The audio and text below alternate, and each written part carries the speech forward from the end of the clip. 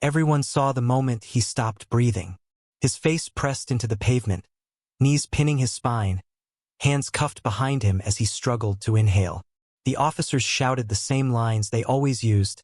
Stop resisting. Don't move. Even though he was already motionless, already terrified. What they didn't know, what they never bothered to ask, was who he really was. Because the man they were crushing wasn't a criminal at all. He was a federal agent, and this arrest was about to destroy them.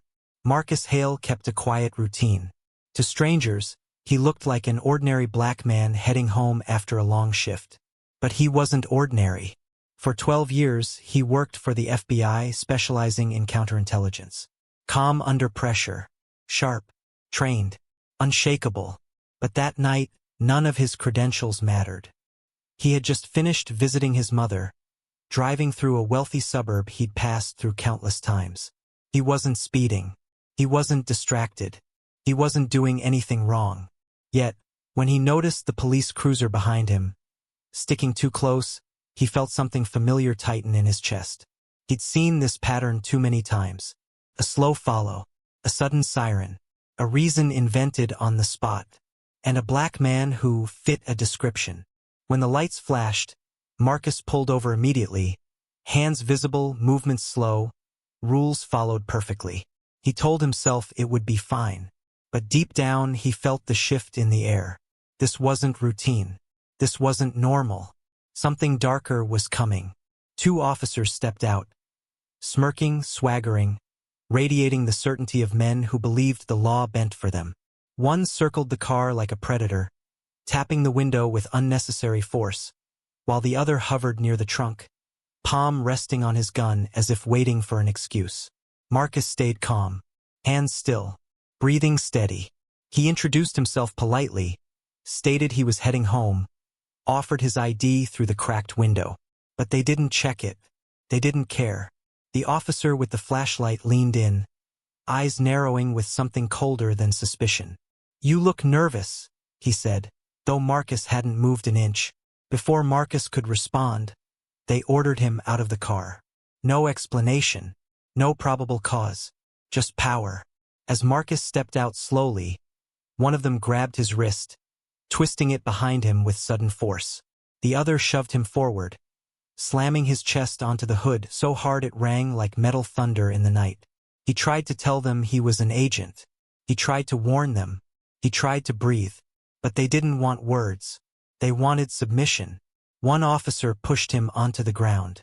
The other drove a knee between his shoulder blades, crushing his lungs as he gasped for air. His vision blurred. The taste of blood filled his mouth. Somewhere behind him, he heard laughter. Quiet, cruel.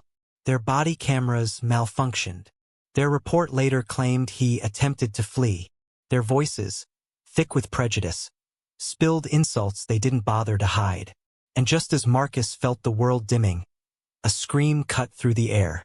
A neighbor had been filming the entire time. Within minutes, more police units arrived, and so did a woman Marcus recognized. The precinct's deputy chief. She stepped toward the scene, ready to support her officers, until she saw Marcus's face. Her expression froze. She knew him, not as a suspect, not as a criminal, but as the federal agent who had briefed her department only months earlier. Everything shifted. She rushed forward, ordering the officers to release him. They hesitated, until she shouted so loudly the neighborhood echoed with her voice. When they finally removed their weight, Marcus sucked in air like a drowning man breaking the surface. The officers fumbled for excuses. They blamed behavior. They blamed threat assessment. They blamed everything except themselves. But it was too late. The neighbor's footage had everything. His government vehicle recorded everything. Their false accusations, their racial bias, their unnecessary violence. It was all captured. Then came the sound that sealed their fate. Unmarked black SUVs pulling up to the curb. Federal agents stepping out, stone-faced, badges in hand. The officers' bravado evaporated. In front of their colleagues, their supervisors, and the cameras surrounding them, they were confronted with the truth. They hadn't assaulted a criminal. They had assaulted an FBI agent. and every second of their cruelty was evidence. The fallout was swift. Internal Affairs launched a full investigation. Civil rights organizations stepped in. News outlets replayed the footage endlessly. The city tried to apologize, offering statements about training gaps and miscommunication, but Marcus refused silence. He filed a federal lawsuit not for revenge, but for accountability. The evidence was undeniable. Brutality, false reporting, racial profiling, abuse of authority. Under pressure from public outrage and federal scrutiny, the city settled $4.3 million. The officers lost their badges. Their careers ended. Their lies exposed. But Marcus didn't celebrate. The bruises on his ribs took weeks to heal. The humiliation stayed longer. The fear, that moment he couldn't breathe, would haunt him for years. So he donated most of the settlement to organizations fighting racial injustice, determined to protect those who didn't have cameras, credentials, or federal backup. His message was simple. This shouldn't have taken an FBI badge to matter. And the question left behind was one the city couldn't ignore. If this could happen to a federal agent, how many others never stood a chance?